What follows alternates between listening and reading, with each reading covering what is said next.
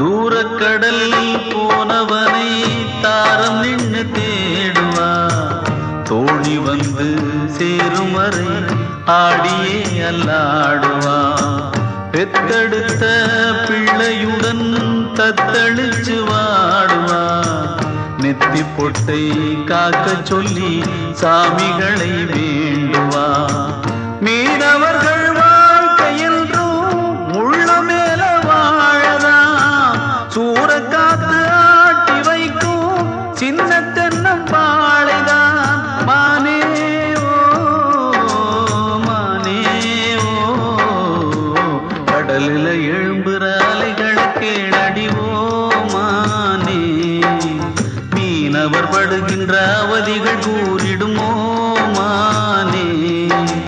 கடல் தண்ணி கரிக்குது காரணம் இருக்குது.